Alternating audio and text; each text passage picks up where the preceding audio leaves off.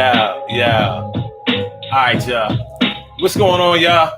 How you feeling now? Yeah. This how it's going down. It's the daily.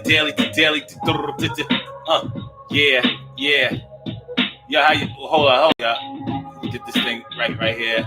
All right, there we go. Yeah, and it's the daily,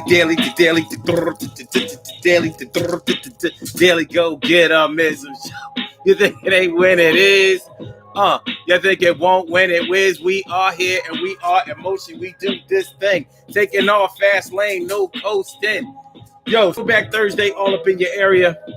Flashback, no. Throwback Thursday. Let's get real about relationships Thursday, and let's make sure it goes down. How you feeling? How you feeling now? Hope y'all had a really good day today. You know what I mean? Mine was all right. It was all right. We gonna make it right. Everything is gonna be all right. Think it won't. Today, you know, being as though it's let's get real about relationships Thursday and everything. Y'all know how we do. So today, we gonna talk about some serious relationship stuff here. So tonight, on the Daily Go Get 'Em-ism show, me and you, us and we, you and I, we'll be together till the 6 is 9. That's right. And we'll talk about half-heartedly all the way into a relationship. Half-heartedly all the way into a relationship. How can you be half-heartedly all the way into a relationship? Easily. Somebody thinks that you're deeper into it than you are, and you ain't correct them on it because it's going your way now. Now, there can be a variety of reasons of why you may be half-heartedly into a relationship. You may not be with somebody that you really think that you have what it takes to be in with for the long haul. Maybe you think that, all right, this is good for now. It's all right. But I don't know if we have what it takes for us to be together for a long time, so I'm half-hearted. And it could be because you are actually waiting on somebody else while you're dealing with somebody else. So, are we dealing with a situation where we are talking about somebody using somebody else? Could be. I think it may have the ingredients of being a user in there. However, it depends on what you might call a user. Because to some people, being a user is just not being all the way honest, not being forthcoming. Sometimes, some people feel like you can be a user or you can be a liar by omission. Like you didn't say what you didn't want. So therefore, you led me to believe that you wanted something else. And when it was delivered to you, you didn't refuse it. You said, yeah. So you lied to me. That may apply and it may not apply, but we're going to see about it tonight. I bet you that. I bet you we're going to see about it tonight, T. Carey, right? We're going to talk about it tonight. T. Carey, right? Morning, noon, and night. It's good to have you in my sights. And Carol Chamber, let me favorita. Carol Chamber, let me favorita. How you feeling, man? It's good to see me some you.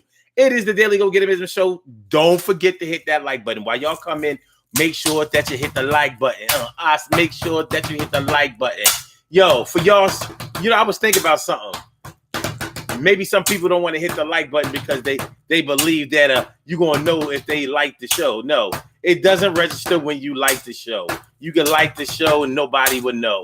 You just go ahead and like the show. And if you don't like the show, put the button anyway, yo. Yo, stop being stingy with that. You listen to the show every night. You know that. But, go share the show too and subscribe. You know how we need to do. I need y'all down with this, and everybody's going to be y'all like, all right, on my list. That's my word. Yeah. The DGE show is online, and we know the sun always shines. And when I say the sun, I mean the high ball of fire in the sky. I'm not talking about even though I try to make sure I get my shine on. Everything is going to be like this on and on until the break of what? The break of dawn when the light shines from the dark. Yeah, now I give you smart. Yes. So let's get it popping. Urban Therapy with Sun 752, and this your daily, the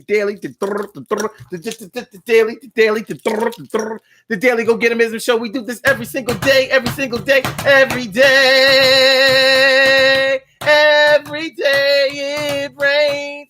Every day it rains, and the DG will do the same. Break it down, baby. Every day it rains, and the DG will do the same. Every day it rains and the DG will do the same. Every day it rains and the DG will do the same. Every day it rains and the DG will do the same. I'm your host, Son752, aka Omar with the and if you can't say Omar with the well, then you just say Omar with the Arts, the Daily Go Get a Business Show. This is Throwback Thursday. Let's get real about relationships Thursday. And tonight, speaking of relationship, we're talking about it being half-heartedly all the way into a relationship. You are half-heartedly all the way in. You are all the way in, or so the other person thinks. But in all reality, you may be in that relationship waiting for something better to come along, but you haven't told nobody about that. That's your little secret. Well, that may or may not be a violation. And I'm going to explain that a little bit. That may or may not be a violation. And I'll say something about this situation up front. Because I can imagine that people are going to feel some kind of way about this situation. And they probably should. Because it can be one of those things. It can be one of those things that people really feel like is playing with somebody's heart. And that's not a cool thing to do. Even I won't co-sign that. Not saying that I co-sign a whole lot of other dirty shit, but sometimes the line between what's right and what's wrong is all about perspective. It's all about what you know. It's all about how you've grown up. It's all about what you've experienced. It's all about what you've been taught. It's all about how you feel. Personal. It's real personal. So yeah, I'm going to say this about this.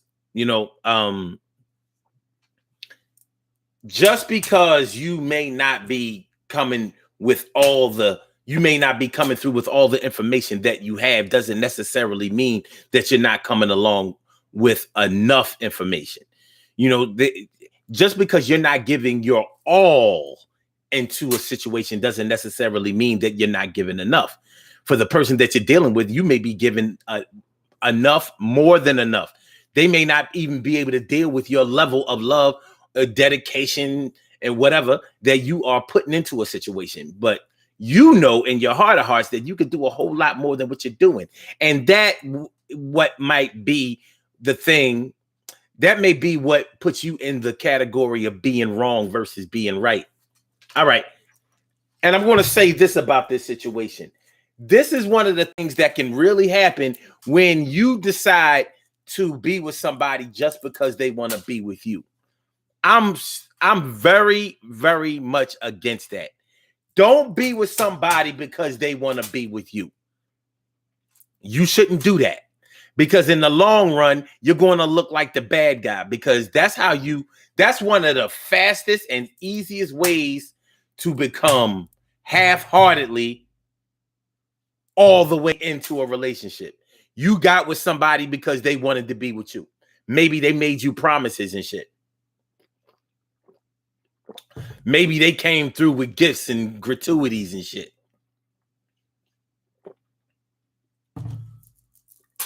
Maybe they were just a good kind of character that you want in a person, but you didn't want in that person and shit.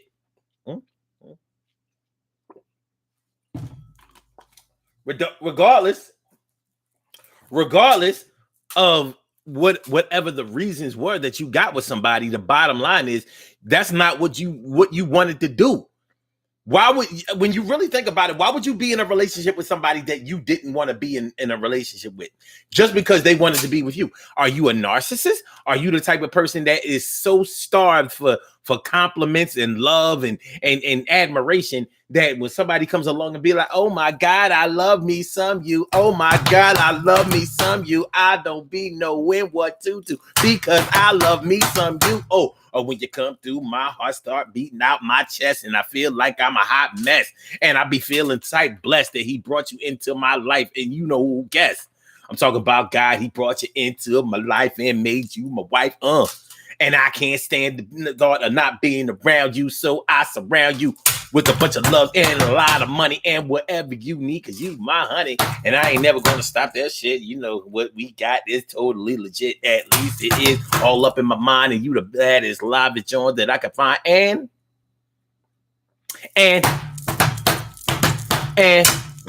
Sha-na-na, and take the train. All right, y'all. Emily Dunlap in the house. I said to Emily, how you feeling right now? And Stacy. Yo, Stacy White, how you feeling? Good to see me right now tonight. I mean, good to see me some you right here tonight. And Natasha, right? How you feeling? Good to see me some you. Thanks for coming through. I appreciate y'all. My big sis, Robin Ming, here always doing a thing. So that's what we're talking about tonight, y'all. What y'all think? Half-heartedly all the way into a relationship. Like I said, this can happen when you get with somebody just because they wanted to get with you. You might be that egotistical to whereas anybody can get with you regardless of how long or how temporary it may be. But they can get with you if they just start talking that good shit in your ear because you need to hear that.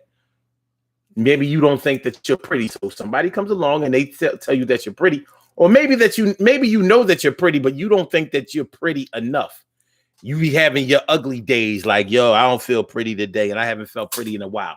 Why? Because I haven't posted myself half naked on my Facebook stories and had people get in my inbox in a long ass time. How long, baby? It's been a minute. How long has it been? It's been like a whole weekend. I had to work this weekend. I ain't have enough time to post shit. A weekend? Yeah, I normally, I normally don't go that long without posting at least 7 pictures of myself. And yeah, it sounds like I'm exaggerating, but it's serious. People who put up those posts like that, people who put up their images that often, you got to consider that something is there.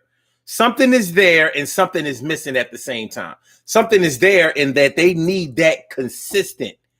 Ooh, go ahead, sexy. Oh my God, yeah. Yo, hey, shorty, how you feeling? Oh, thanks for accepting my friend request. Niggas be killing me. Old heads be killing me. You know what I mean? You go to a chick page and you be saying, thanks for accepting my request. Thanks for accepting my request. Thanks for accepting my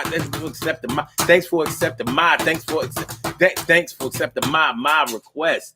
I mean, and there, even though it seems like it could be perceived as an innocent gesture, you don't have to thank nobody for accepting your goddamn friend request. It ain't that much hospitality in the world, but it is a way of casting your line out there. Let me see what I can find. So what we have chicks out there and men. You have men out there, been working out, so they want to show their body. They got their shit out. Men out there with their titties out too. Titties and abs and all that shit. They do it. Shit, I've been accused of doing it. I'm not posting it though. But anyway, but yeah.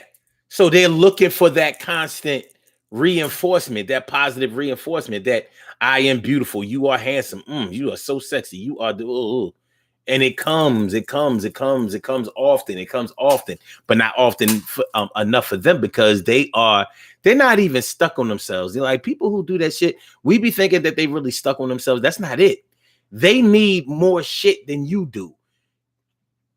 In your life, you may be thinking like, I really do need somebody to love me, care for me, be there for me, and tell me and reinforce that I'm beautiful, or that I'm handsome, or that I'm smart, or that I'm worthy, or that they're proud of me, or something like that. We all need that. But those are normal feelings.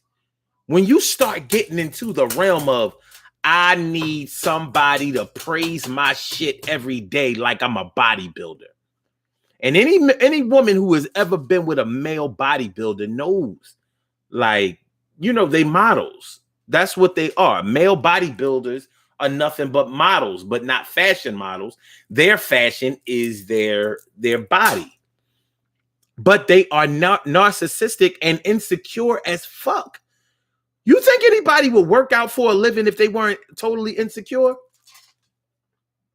What the fuck was that? Oh shit. Here I am. I'm thinking that we on Instagram, and then the screen started going dark. You know what I'm saying? Like, yeah, I'm thinking my bad Instagrammers. I'm thinking that we already here. We wasn't there. So, thanks for I guess your show would be a little short tonight. It's all good though. Love is love. So tonight on the Daily Go Get Amism show, I got to do this for my Instagrammers. Tonight on the Daily Go Get Amism show, we are talking about being half-heartedly all the way into a relationship. You are half-heartedly all the way in a relationship. So you're there all the way physically, but mentally and emotionally, you like, I'm waiting for the first sign of trouble so I can get off this train. But the thing is, you might not even get off on that first sign of trouble because this person has become your security. You may be using them for whatever, maybe the sex is good. Maybe they really are a good person. Maybe you don't have no place to live or whatever. Anyway, they are all in with you. You are halfway in with them. So we're going to talk about why would it be like that? I said, why would it be like that? We're going to talk about why it would be like that. Why would it be like? I said, why would it be like that? All right. So let's get into it, y'all. Cherry, Dana's in the house. It's Cinderella, Dane. Well, it's the woman Dane with fame. It's Cinderella, Dane. Well, it's the woman Dane with fame. Put these glasses on. You know what I mean? I it's hard for me to accept the fact that I can't see. And the thing is, I can never get my glasses clean enough to the point where it makes me want to wear them without feeling like I see better without them. And I do feel like I see better without them. I just can't read better without them. I can't see words in small print better without them, but I need, my eyes are still in HD. I just, have a problem with the sharp focus. You know what I'm saying? Do y'all know what I'm saying? Might have to just go get the Windex. Yeah, let me hold on, y'all. Let me go get that because I can't. I mean, if I'm gonna do this thing, it gotta be done right.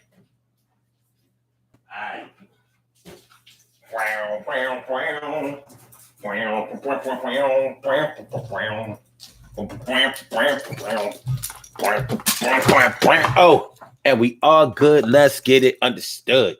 There's gotta be one way. I gotta see these words today. So I hope y'all feeling like real men and women should. About to read some of y'all comments and we're gonna get into this thing.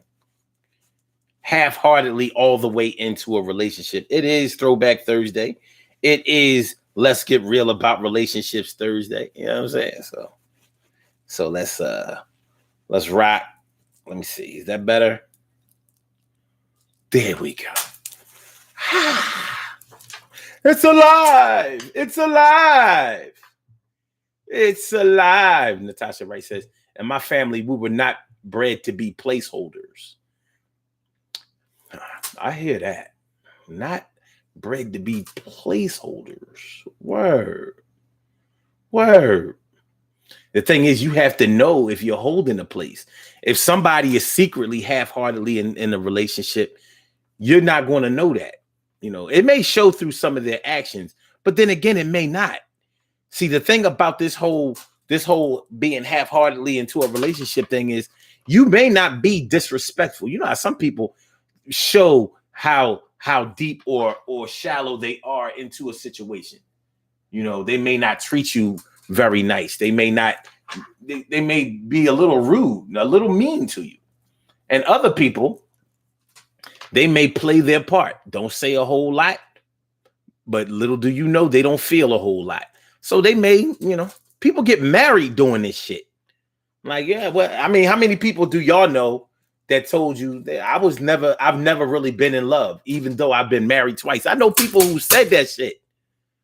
I've been married before, but I've never really been in love.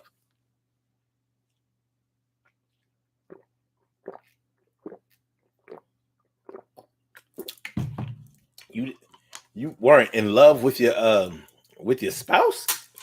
I've heard people say it. I've also heard people say that they don't tell their spouse that they love them. Like, no, we don't talk like that. And I'm like, well, how did your spouse know that you loved them? They said, well, I really didn't.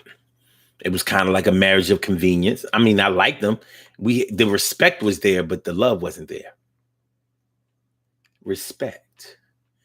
And people will tell you. I think respect is more important in a marriage than love. And of course, there's some discrepancies or some differences in what people consider love to be. Not everybody agrees that love is shown or displayed or felt the same way. Okay. Natasha says, I was incredible until I saw the title. I was incredible until I saw the title for tonight's show, Carol. Oh, a man tried this with me recently. Oh. Wow. Okay. My brother from another mother, Norris Hill. I said my brother from another mother, Norris Hill. What's going on, my brother? Thanks for coming on out. It's good to see you right here. It's no doubt. Yeah. Emily says, was wondering why IG just gave me the notification. Yeah. I'm speaking in front of, I didn't know. Okay. Natasha says, people who are half-heartedly all the way into a relationship usually treat the person like an option in some way. And that's true. If they are not good actors. And there are some people out here who are excellent actors. They could win Academy Awards or be the people's choice. They're going to win something.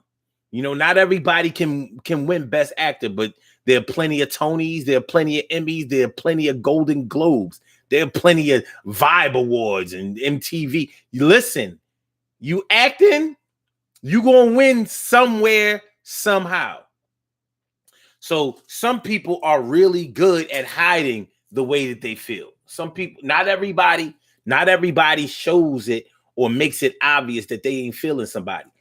As a matter of fact, I think that you will probably show your ass more when you are with somebody that you don't fear any type of recourse with. Like if you're dealing with somebody that you don't respect and you don't think will do anything about the situation, then you'll probably act accordingly. In other words, you'll probably shit on them.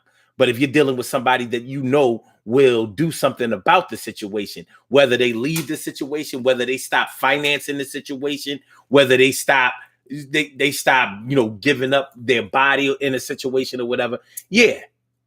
I hate to say this, but it pays to have some type of advantage in a relationship, in a situation.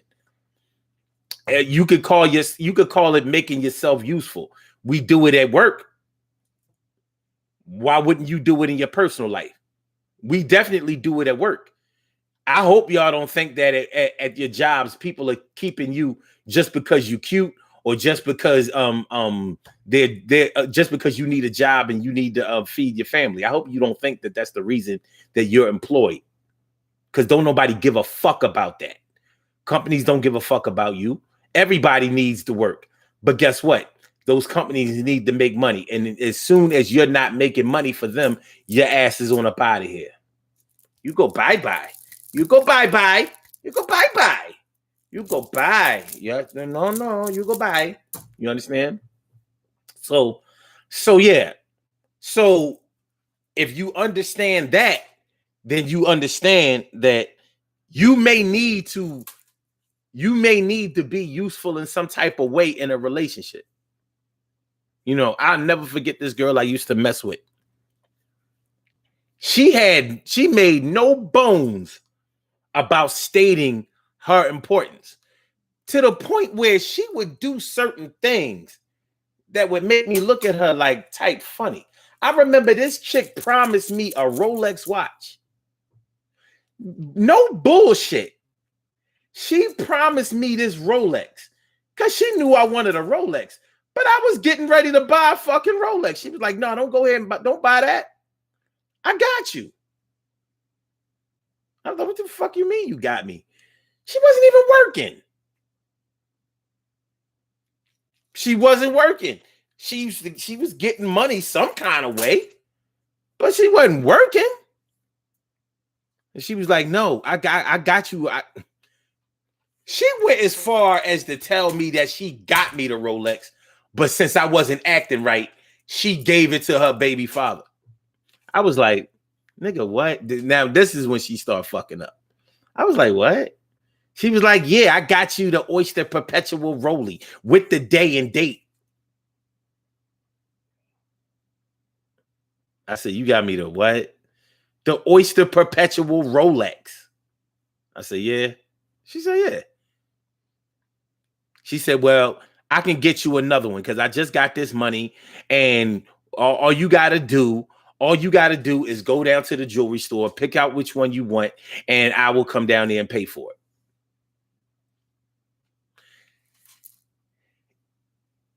She didn't have the money to do this. And whether she was going to do it or not, what it was all about was she knew that I wanted this fucking watch. So she figured if I make the watch my responsibility, he has to act right. And yeah, so that's my trump card. That's my that's my claim to fame. This Rolex. But you fucking with me. Like, I'm going to make you show improve quick.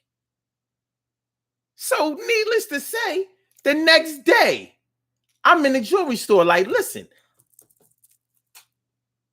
yo, I need those credit card numbers over the phone. I'm about to put the jeweler on. I'm down there in Jeweler's Row. Like, look, you said you was gonna get this. What's my budget? Six stacks. All right, this one only costs $4,500. All right, let's do it. I've got the jewel. Listen, the bull right there. She's like, well, I can't. You know. She backpedaling. I'm like, yo, you can't fuck with me.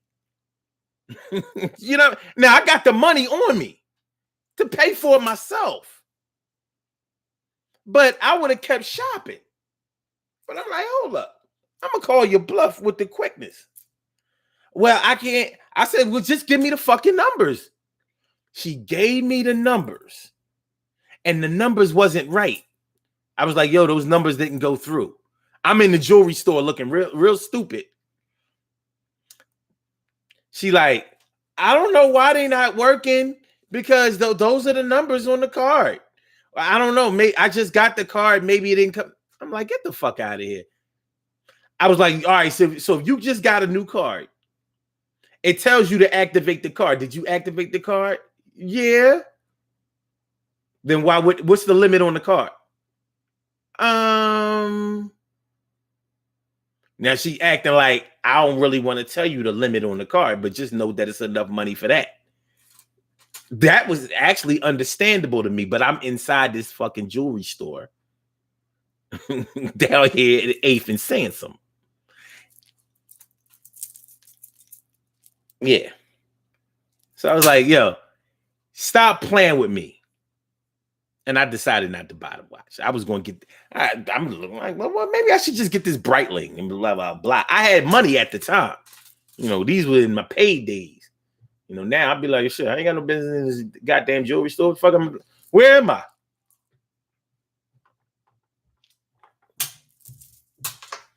But that kind of shit. So even though she was bluffing, She had me mistaken for somebody that would stay with somebody just because of what they could give me. I'm like, are you fucking crazy? Shit. There's a lot more to that, but we ain't getting into that. Queen Lioness, how you doing? And Sucre du Toi, how you doing, ma? Sucre du Toi. Word up. She says, it depends if the other person recognizes your advantage. Exactly. That's true.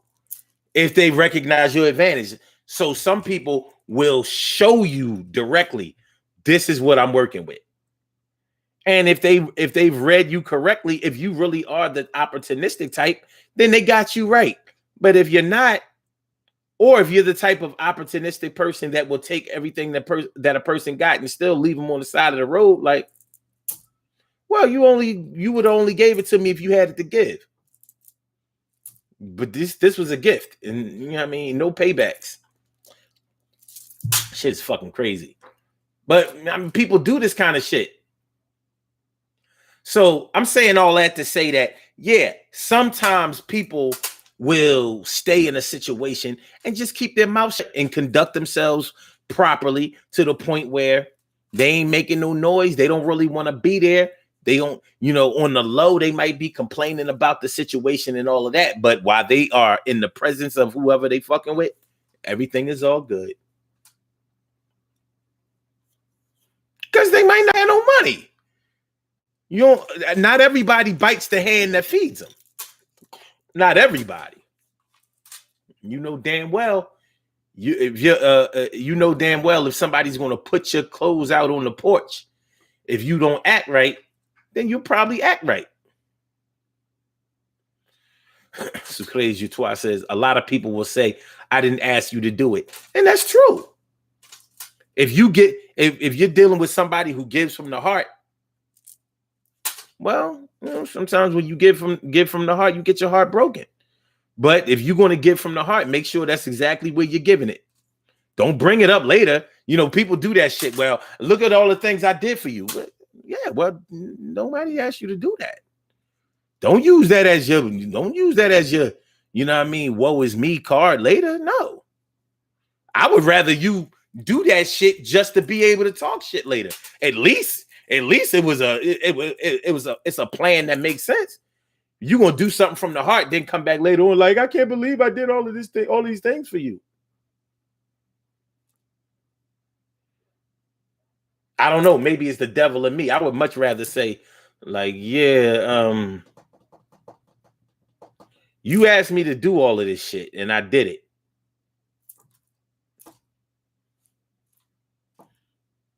You gonna pay for that shit though.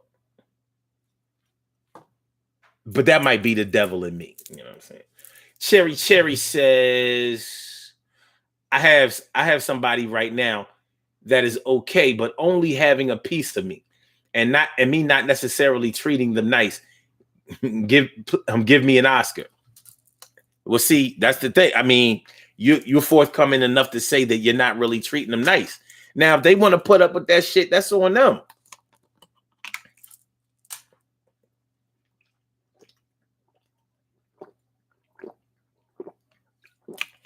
But you're pretty much confirming what Natasha said. Yeah, you half-heartedly. Now, not to get all up in your business, but does the person that you are half-heartedly in a situation with, do they know that you're only half-heartedly there? Do they recognize that you're not treating them nice and all of that? Because if that's the decision that they made, then that's the decision that they have to live with. That's it. That's that. I mean, what's kind of crazy is that a narcissistic person will act a certain type of way and a masochistic person will act another kind of way. So when you take a narcissistic person and put them with a masochistic person, then there's really no problem. This person wants to hurt the narcissist, and this person likes to be hurt. This person not only can endure the pain, but they're like, come on, you're just a narcissistic fool. You know, an ordinary pain. Ordinary pain. It is what it is. It is what it is. Listen, this show tonight is going to hurt some feelings, but we're going to be a buck with it. We're going to be a buck with it. Like, y'all know as well as I do, there comes a time when you have to face up to what you've done. You don't have to face up to what you didn't do. But sometimes some of those wrongs ain't all the way wrongs. And a lot of times those rights ain't all the way right. You know in your heart of heart where you are with it. You know that shit. You know it. Now, when the shit breaks down and shit don't go your way, but you know in your heart you wasn't in it anyway, don't start all that boo-hooing and acting and bullshitting and crying and all. No, don't do that. Because you're not even being true to yourself. You wasn't being true to the other person, and now you ain't being true to yourself. You played the game and you lost, but you was cheating. And I don't even mean cheating as far as infidelity. I mean, you were cheating as far as your intentions were concerned. So when you know that you was cheating anyway, you had every intentions of cheating even farther. You had every intention of going farther with the violations. Don't be boo-hooing and shit when you lose the game.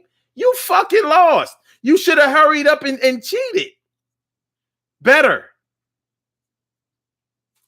But the universe stepped in and gave the other team the win.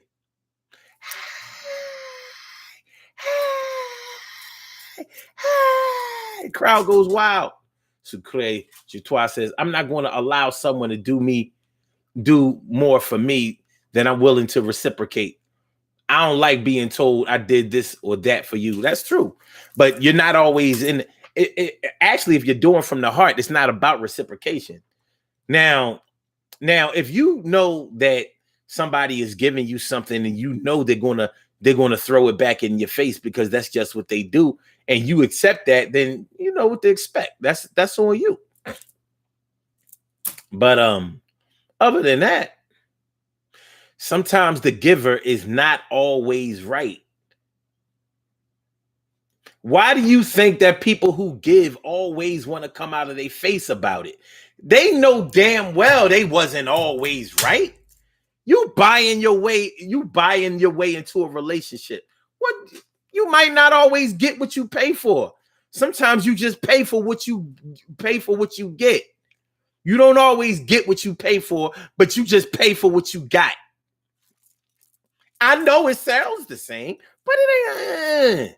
So being half-heartedly all the way into a relationship. Yeah. It happens sometimes. It happens in a sinister way sometimes, and sometimes it happens in a way where it's like,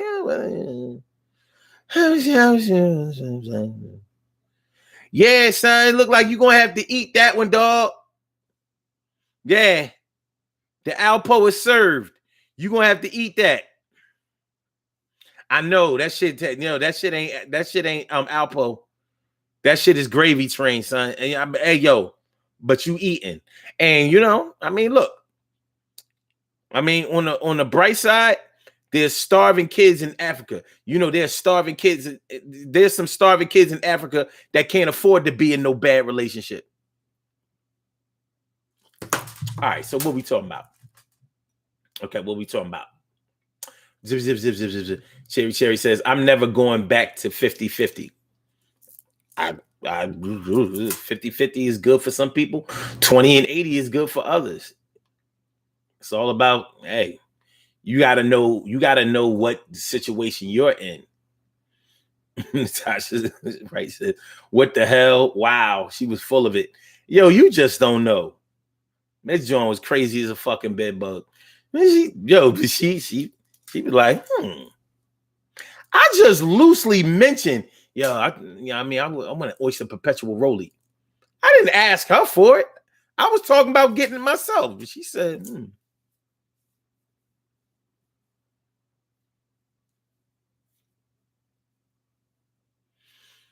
She turned around later on, months later, and tried to do the same shit with a PlayStation 3. I had a PlayStation 3 and it broke. So I was going to get another PlayStation 3. She was like, "Nah, don't get the PlayStation 3. I'll get you the PlayStation 3. I looked at her like, again? Again? Fuck out of here. It was crazy. She had intentions. I can't say that they were good, but she had intentions. Carol Chamberlain says, nothing like being on the row talking candy for days. On the row? Talking candy for days. Carol James says, sounds like she wanted to control you. Oh, yeah. Well, I'll say this. I don't really think that she wanted to control me more than she was coming through with the desperation. Whenever she felt me slipping away, she would come through with that bullshit. So it was like, and honestly, you know what the illest part about that shit was? And this was the absolute illest part about it. She taught her daughter to be the same way. So it was a situation. She was like, tell Mr. Omar we got him something, but tell him he got to come over here to get it. Her daughter, her young daughter. I was like, ooh.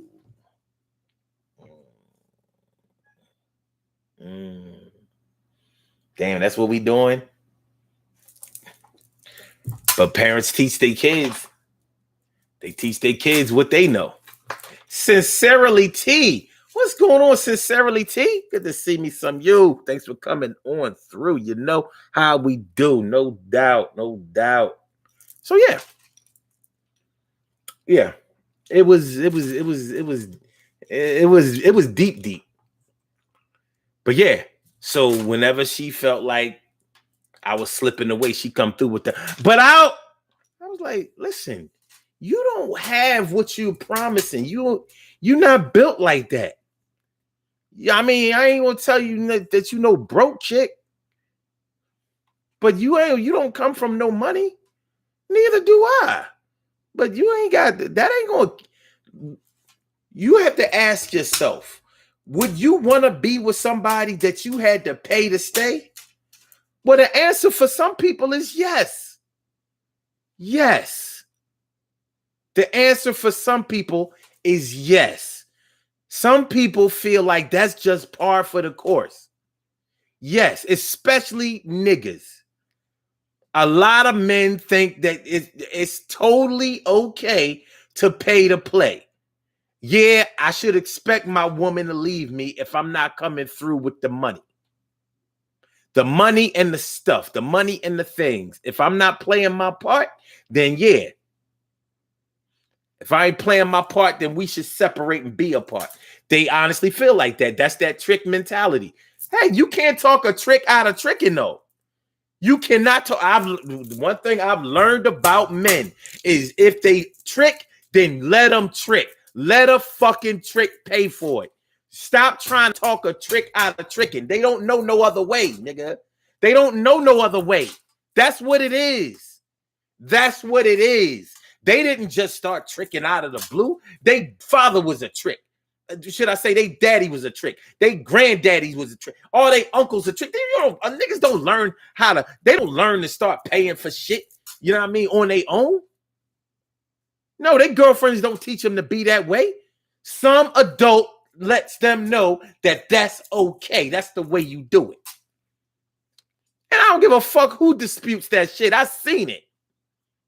And no, I ain't the only one who's seen it. It's consistent. I've tried to talk trick ass niggas out of tricking. Like, yo, this enough. You ain't really gotta do. Looking at me like,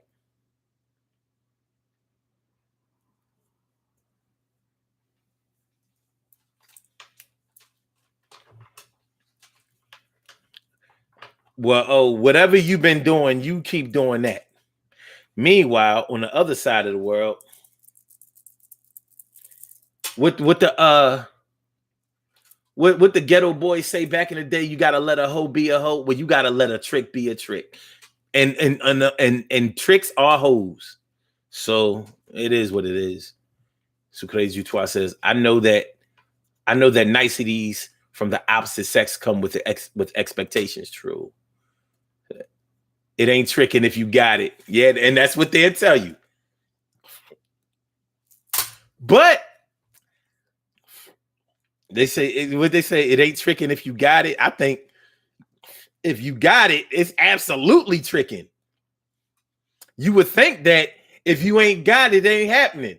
But the tricking don't stop. No, the tricking don't stop. No, the tricking don't stop. No, the tricking don't stop. I got a pocket full of money. Not really, but I just got paid today. And I'm going to make sure that I pay like I weigh 400 pounds today. And you can't stop me from doing what I gotta do. I need this boo. I need this joint. She's so live and shit. She got the big ass tits, got a fast ass, and now I'm gonna get some of that. Don't cost me $400. That's my word. That is 10 times $40. So this $40 ain't really enough to holler. And y'all be talking about them young girls giving up the shit for the $40.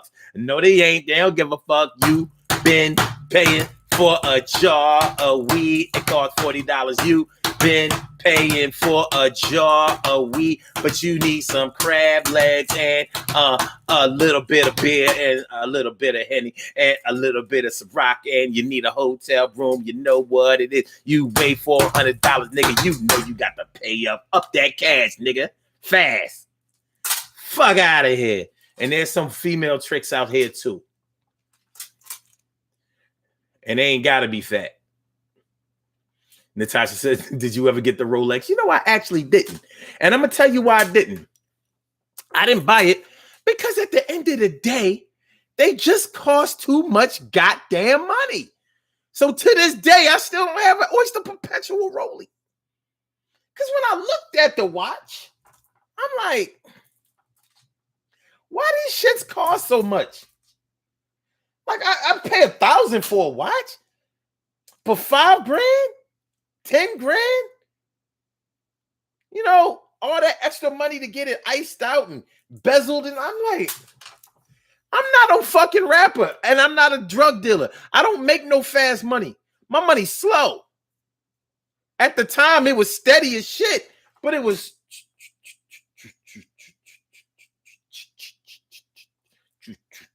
You know, like it was the $6 million man, you know, how he was running fast as shit, and they had to show it in slow-mo. So it was like this throwback Thursday.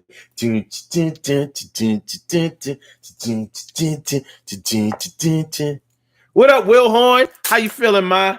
So no, I never got the Rollie. I never bought the Rollie. I was like, look, man, shit, I could get 10 other watches at $500 a piece and still be fly. Why should I get the Rollie? So I didn't. It's too much money. What up, Shamira Martin? Thanks for coming through. Appreciate it.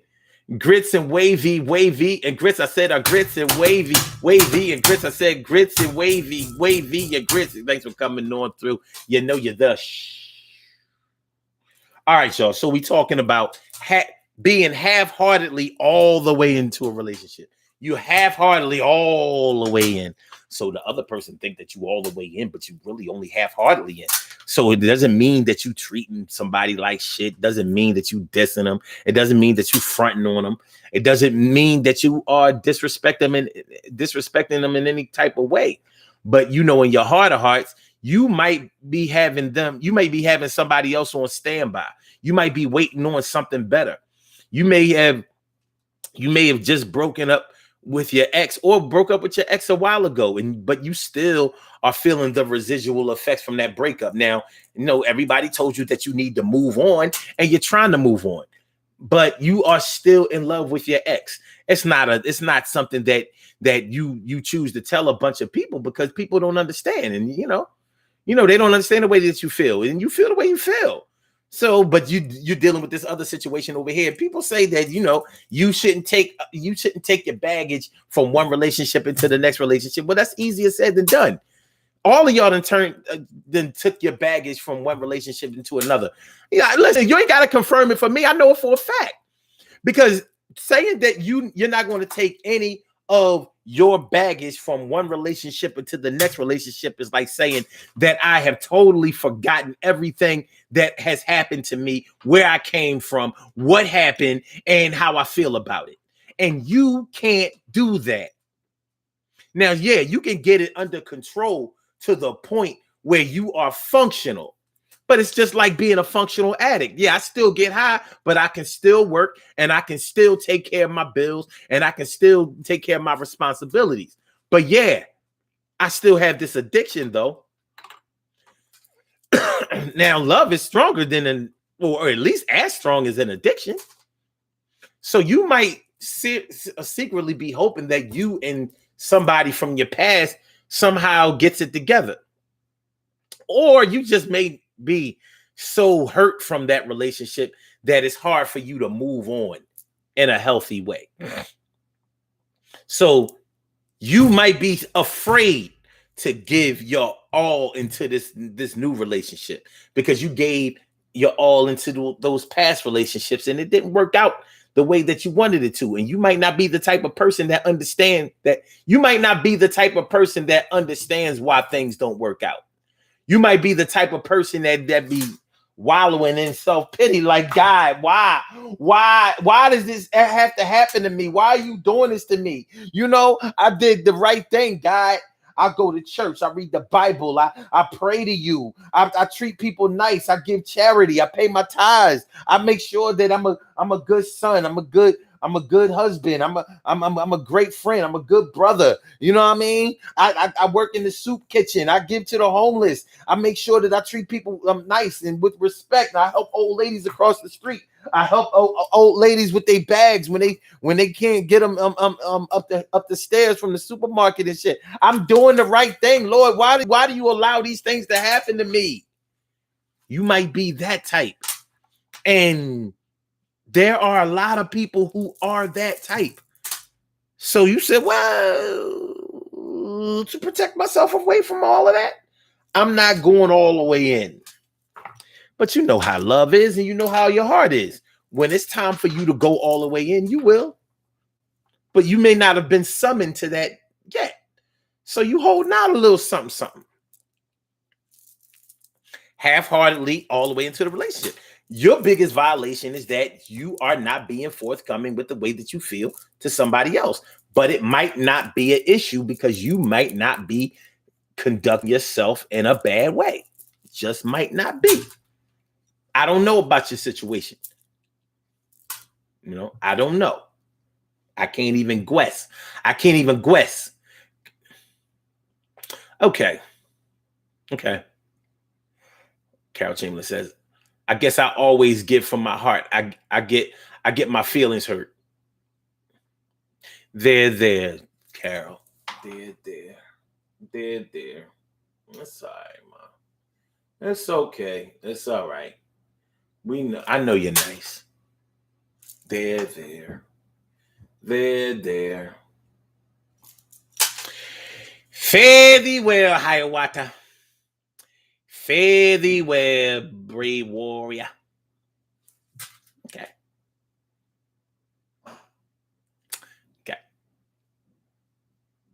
T. Gary Wright says, I give from my heart too, Carol. I don't expect a return on what I've done.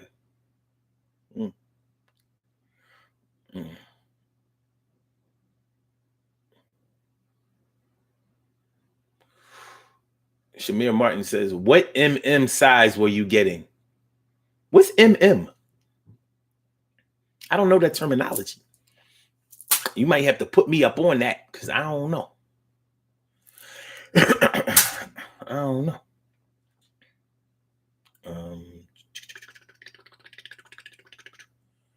TK Wright says, desperation is a manipulative control tactic.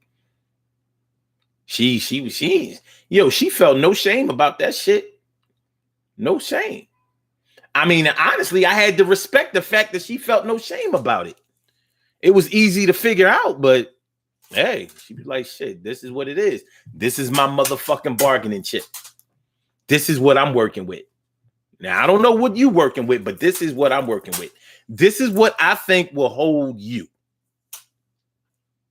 Well, she was wrong, but you couldn't front. She put it out there. Sucrese Jutois says, it's important to communicate where you are when things change. True. But the thing is, when you're talking about being half-heartedly all the way into a relationship, your feelings may have never changed. You was half from the beginning. You're still half. You might have to report when you get 3/4 in. Like, yo, I'm feeling better about this thing. And I'm gonna say something that y'all not gonna like. I'm gonna say something that some of y'all not gonna like, but I'm gonna say it because it needs to be said. Sometimes you could be half-heartedly into a relationship, and once you get to 100%, then that dooms you because somebody was good, was more than good with the half that you were getting, and now the whole that you're giving is actually too much for them. You became soft to them. For example,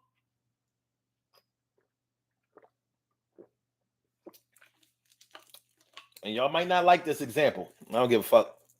It is what it is. Let's say you was putting up with somebody's shit. You put up with their shit for a while and y'all broke up. Like, all right, you know what? Enough of this shit. And then that person came back and they actually changed. They were really ready to change.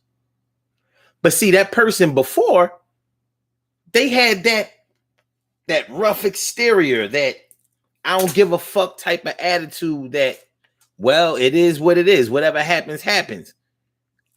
And you were secretly or outright attracted to that shit. Like, you kind of like the chase.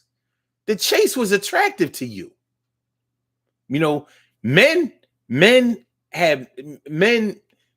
make no bones about liking the chase. That's why they say, I don't want no woman that'll give up the ass fast. I want her to make me wait. I'm like, okay. You want to wait for some garbage pussy? That's on you. But what I was getting to is, you might have been attracted to somebody that was not giving you everything. Now that they're giving you everything, you realize that the whole them that they are giving is like, Our first go round, even though it felt a little toxic, I was kind of with it. But this new you're kind of soft, kind of pussy-like.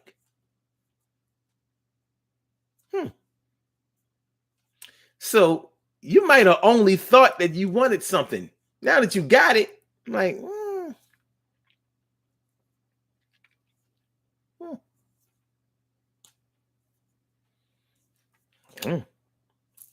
It happens. And like I said, y'all might not like that example, but it happens. And I've seen it happen. It goes down like that. 319-527-6199. That's a number to call. I said a 319-527-6199. Yes, y'all. I said a 319-527-6199. Yeah, get on the line. I said a 319-527-6199. Yeah, get your shine, baby. Y'all can call into the show. 319-527-6199. And I get you on up in here. It's nothing. And it looks like we have a call on the line. Interesting. Caller with the last number is 7019. Welcome to the Daily Go Get a Business Show. Thank you for holding. What's on your mind this evening? Hi. I just had to call in because something that you said. I just had to comment. But I remember I had a relationship and with this particular guy, and in the beginning of the relationship, it was very toxic, like very not violent in the sense from the aspect of physically fighting, but it was very volatile, like arguing constantly and stuff like that, right? Mm-hmm. So or going back and forth. So then after some time, I was just like, you know what? I can't do this no more. I'm not going to argue. So I just decided that, that wasn't what I was going to do. So after a while, when he realized that I wasn't going to go back and forth with him, he literally was like, you getting soft. Like, what's wrong with you? Like, why are you changing? And after a while, I kind of said to him, like, you must be attracted to that. Like, I fed into it in the beginning because, I felt like I was defending myself, right? So, and I was like, and I'm just not into that. So he really would just pressure me into situations where he felt like he could get that rise out of me. And when he couldn't, it was just like, he just didn't want to be bothered anymore. And I was like, okay, cool. Like, that works for me. Okay. So let me make sure I understand exactly what you were saying. Now, you said towards the end of the relationship, it started to get a little hairy. It started to get bad. You said that, like, not totally toxic, but definitely not the most comfortable situation, right? That was like in the beginning of the relationship, like in the middle of the relationship. In the beginning, he was cool, but then he started to get like pressure me into certain situations and try to portray himself as being physically violent out in the open to get a rise out of me. Like, he was trying to portray himself as being controlling, but he wasn't that way behind closed doors. Mm-hmm. Right. So for me, it was like, now I'm responding because we in public and you putting on this air, and it started to get really like violent in public. And I'm just not that kind of person. Like, I'm not gonna let you embarrass me in public, right? So it became a situation of a push and pull kind of thing. So it was almost like he found it to be like funny. For instance, like, let's say we were in the market and, he started to do things like trail behind me, and there would be at one part of the market and be like, yo, get over here. This is what I want for dinner. Like, stuff like that. And I'm just looking like, I know he's not talking to me. So, and he started to do stuff like that in public. Like, if someone spoke to me, he would get really aggressive, not towards me, but towards them. So, and I just found that to be like crazy and weird because it wasn't things that he did, when we were by ourselves or in the house or anything like that. So, so then when we started to go back and forth about it, I'm just like, okay, I'm not going back and forth with you about this. And so then when I just started to ignore it completely, he was just like, you getting soft. Like, what's wrong with you? Like, why won't you, why you not responding? And I was just like, I'm just not in the mood. Like, I don't feel like it. I'm not feeding into it. You can go ahead. So when he realized that I wasn't going to feed into it, he wasn't interested. So because you wouldn't argue with him, that's what he considered to be soft? Yeah. Yeah. So hold up. He said I was getting sick.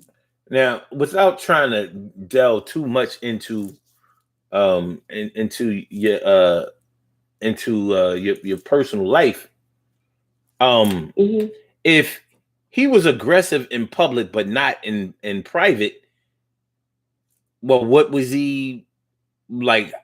Well, okay, let's say that he was on 100 as far as aggressiveness in public for whatever reason, showing off, acting a fool, whatever. What percentage was he at in private? He was really quiet, like real laid back, not really, just like playful, but not like mean. And for me, what he was doing out in public was mean to me. At least that's the way I took it. Did he think it was response would be go ahead. My natural response would be to go, to raise up to him, like, you're not gonna embarrass me in public. Because although I'm not like really aggressive, but I will defend myself against anybody. I don't really care. But you really got to get a rise out of me for me to even go there. But once I'm there, it's like 0 to 1,000. So for him, it was like the first time it triggered that type of emotion, at least this is what I gather from it, it was like, now he's going to keep doing this and doing this and doing it. Because either he thought it was amusing or he was attracted to that. I don't know. Okay. But either way, I just wasn't with it. Well, did he think it was funny what he was doing out in public? There were times that he did think it was funny. He did say that after the fact. But at this point, I'm already heated. And so for me, it wasn't funny, right? So for me, I'm just like, now I'm pissed. And now it's taking me a moment to get past being pissed because I'm looking at it from, okay, we out in public. People are looking at me sideways. And it's not like we somewhere outside of the neighborhood. We're in the market. Or we're in the store, we're in the corner store, or we're in the mall, or something like that. And I just thought it was way too much. So you said that he lost interest in a relationship. Are you saying that he ended the relationship after you stopped engaging with him about that? He didn't really end the relationship, but I made it uncomfortable for him to be in a relationship. Let's just put it that way. Because I just stopped engaging. And to him, that was like, it was like the end of the world for him. Like, I just stopped engaging him. I stopped staying home, even though it was my house. I stopped coming home, so he stopped it. Before, you can pretty much set a watch by me because I would go to work, go home, whatever. Go to the store, whatever the situation was. But when he didn't have a handle on where I was, and then from there, it was, his idea was, he speculated that maybe I was cheating because I didn't want to come home, things of that nature. So it was uncomfortable for him. And, from there on, it just became, so if he started to question me, I would just be silent. I just wouldn't say anything. And I mean, you can't argue by yourself, so. Well, I wasn't leaving, so eventually, he just left. Okay. Would you say that you were all the way in this relationship, or were you half-heartedly into the relationship after things weren't going right? Initially, I was in a relationship because this was a relationship that we lived in the same house. Like, we lived together, and over some time, I was just half-heartedly into it because after those incidents started to happen, and they started to happen on a regular basis, so much to the point where even my neighbors, like, let's say if it was nice outside, the neighbors was all outside, we walk up and he would literally say smart, indirect comments to my neighbors so that they wouldn't speak to me, especially if they were male. So, and then when we would get in the house, he would start laughing, and I would be like, "What's funny? Like, that's not funny. Like, this is where I live. Like, that's not funny." So I was just going to say that sounds like a form of control to me, because like trying to isolate people away from you or discourage people from being an ally for you. You know what I'm saying? That's a way of controlling. But if you were half-heartedly in the relationship, then like, do you feel any kind of way about it? You know what I mean? Did you feel any guilt about still being there? Y'all still living together, but you not being fully invested in the relationship anymore? Did you feel like that was justified? I didn't feel guilty. I definitely, my demeanor is not such that I would like forcibly just throw somebody out in the street. I didn't want to just be like, get your stuff and get out sort of thing. But I did at a point feel like it wasn't going to go much longer with us staying in the same house. And eventually it started to get to the point where he felt the cold shoulder. So it would be like, okay, he's not going to sleep in the same bed with me. So he would sleep on the couch. And a part of me was like, okay, how long do you stay in someone else's house and be that uncomfortable, right? So although I didn't say get out, but I just knew it was just a matter of time before he left. And for me, I wasn't going to keep coming into my own home being uncomfortable. Yeah, I understand that. So it was almost as if in the beginning I kind of waited him out to see where he was with it and to see if he would like sort of bow out gracefully. And he did. So it took a little minute, but he did wind up leaving. And it wasn't like, no big to do or anything. He just left. So if he just left, do you think that he was half-heartedly all the way into the relationship as well? Like what does it take? Hold on, let me ask you this. What does it take for a man to leave a woman's house? I know what it takes for him to move in, but what does it take to get rid of a nigga? Like, how does that go? Well, I can't say for sure what it takes, but I guess if you feel uncomfortable in somebody's house. Now, granted, I think everybody ain't gonna just leave because I've seen situations where people will stay a long time until you physically put them out. But he was also a type of guy who had a lot of ego, right? So for him, even though I believe he went back to his mother's house, but he also sometime after that came back and it was like a whole, like he wanted to come back and it was like tears and the whole nine. But I was just like, nah, it's not going to work like that. Tears, huh? Yeah, interesting. Well, I got to ask you, when he came back with the tears after all of that huffing and puffing and blowing niggas down, did you consider him to be a little soft? Were you, or let me ask you this: were you unattracted to his new form of submission?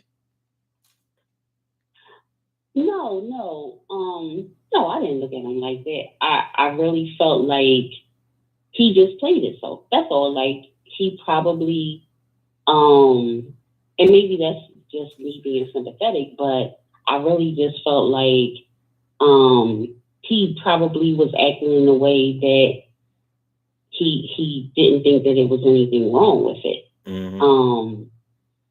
And it backfired. I don't know, I know a lot of his relationships didn't last a long time. And by the time he left, we had lived together for at least like 3 years before it had gotten to that point.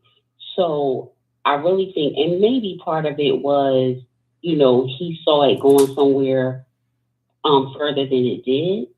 But I don't know.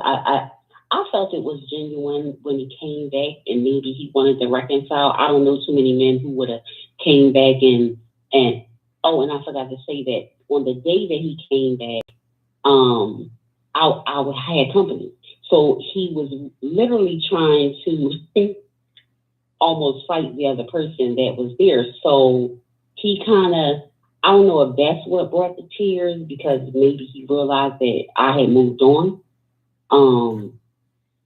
I don't know. It could have been a number of things. Okay. All right. That was definitely an interesting story. And yeah, I was really wondering, a lot of times when you hear about people who live together breaking up, sometimes it ends, a lot of times it ends pretty ugly. You know what I mean? Like, Mm-hmm. yeah, just like you were saying, sometimes you have to physically put people out, and there's no way that can ever end well. Sometimes people stop paying their way, and that's the reason that you have to put them out, all kinds of shit like that. So, on a positive note, I'm glad that it didn't involve any of those really, really messy and nasty things, or even potentially dangerous things that often happen when things go south. But uh,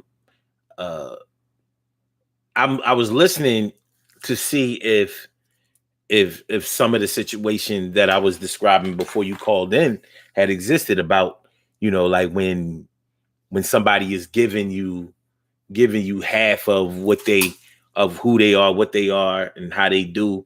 Sometimes that's enough for some people, and sometimes when you give the whole, it's not that attractive. You know what I'm saying? It's sort of like the cat and mouse thing. Some people really like the cat and mouse thing, even if they don't acknowledge it.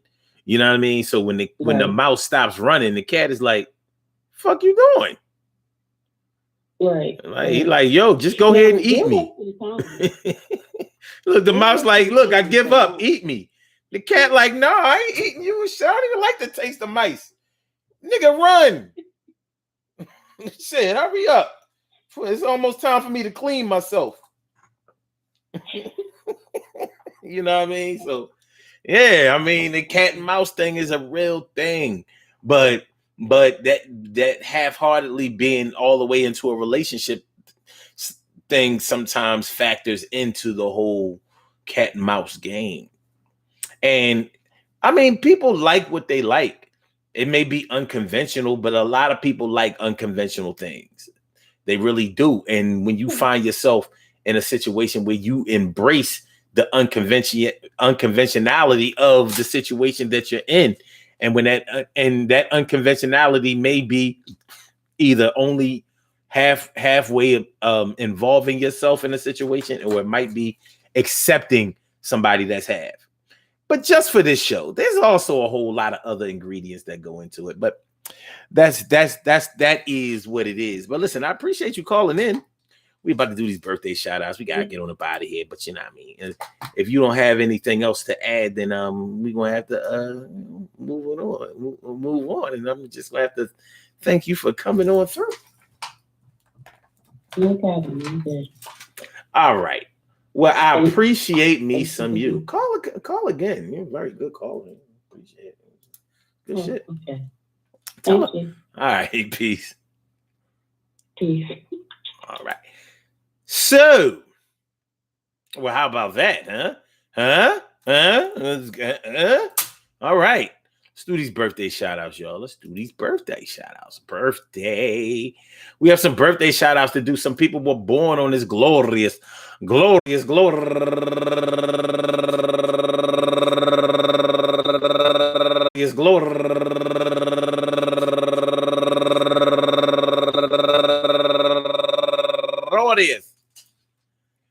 March 25th, and they deserve to be acknowledged. So let's go about our business of acknowledging them and making them feel special, because they are special, because they are special, because they are SPECIAL. They get the RESPECT. They are SPECIAL. They get RESPECT. They are SPECIAL. They get the RESPECT. They get number one out the box. Votish Sherman, happy birthday to you. And also Jamie Aisha Shepard turning 39 years old today. And Dobie Sutton turning 43 years old today. And Donald Lyons turning 56 years old today. And Joyce Amambo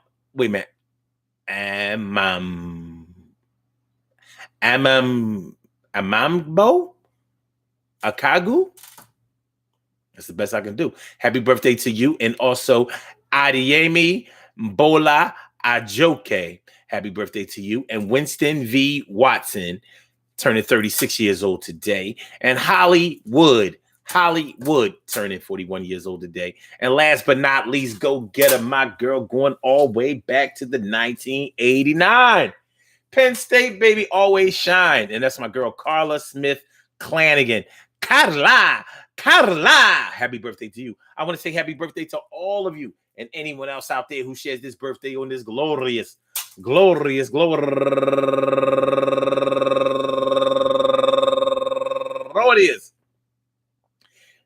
March 25th, anywhere out there in the world, worldwide, internationally, and universally. All of y'all go ahead and turn up. But don't turn up too loud. Just turn up loud enough so everybody can hear you. Rock out, rock on it, do the damn, the rock out, rock on it, do the damn, rock out, rock on it, do the damn thing. You do your thing, y'all. Represent the queens and kings. You do your thing, y'all. Represent the queens and kings. Good things happen to those who wait. Great things happen to those who grind. And anything can happen to those who go for theirs. So go hard, go for yours. And remember, man, listen, being half-heartedly all the way into a relationship, sometimes, unfortunately, sometimes it can work. Sometimes everybody doesn't always need 100%. And sometimes the 100% that people get is not good enough. It's sometimes too much. You might have to show your hand in a different kind of way. So you might get more by giving less. What they say, sometimes less is more. Well, actually, it's true. Sometimes less is more. But you have to decide what's good for you. If you decide to be half-heartedly all the way into a relationship, it's probably because you are deficient in something. And I mean, you may be deficient in something. Not that somebody isn't giving you something. You may not be willing or able to give everything that you have to give. It could be because you're fearful. It could be because it's just not there. It can be because you are a non-believer. And it could be just because you're not a good person. Just keep it a buck. Sometimes the problem is you. Sometimes the problem is you. Yeah, that shit you do. Yeah, the real problem is you. Yeah, I'm talking to you. Sometimes it's not the problem of nobody else.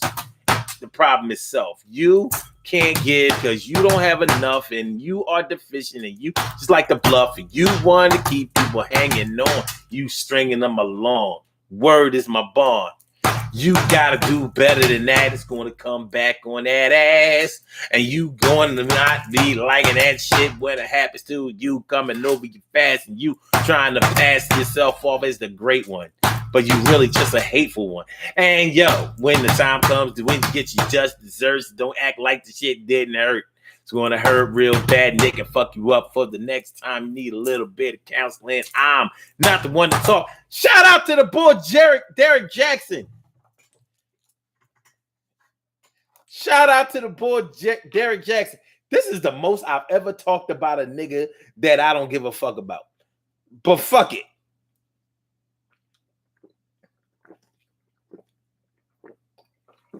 The nigga was still lying. Talking about he ain't had sex with the chick that he got caught with. Yes, he did. But was he half-heartedly into his marriage? According to him, he was. He was half-heartedly into it. But he's wrong. He's immoral. That bitch-ass nigga. Listen, let me just tell y'all like this. I can deal with a regular dirty nigga. You know what I mean?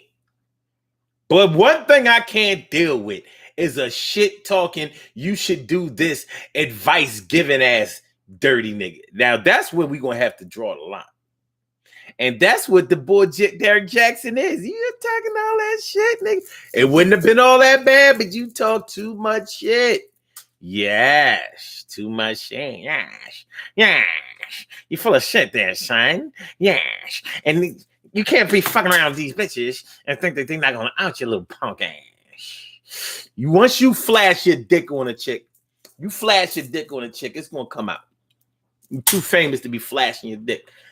Thanks for listening to the show. Y'all appreciate it. Peace to all my day ones, my everydays, and my brand news. I love y'all to death. Resuscitate y'all. Love y'all right back to life. And we will be back on tomorrow night, 7 p.m. Y'all know how it go. Make sure that y'all share the show. Make sure that y'all hit the like button. Make sure that you subscribe to the channel. Make sure you subscribe to the channel. Make sure that you subscribe to the channel. Make sure that you subscribe to the channel. Make sure that you subscribe. Make sure that you subscribe and hit the notification bell.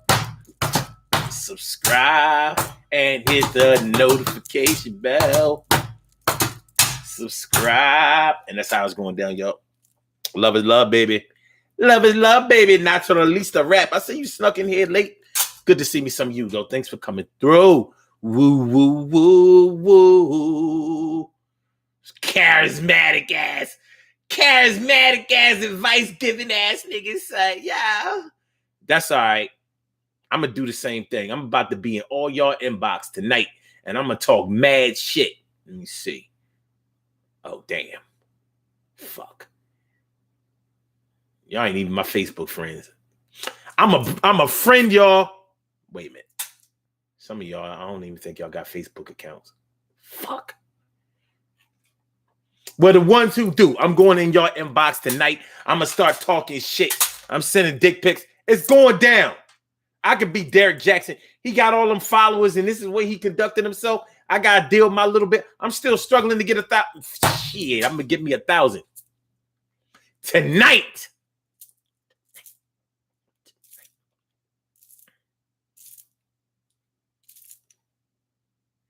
All right, fuck it then. All right, let me get Blog Talk on up out of here.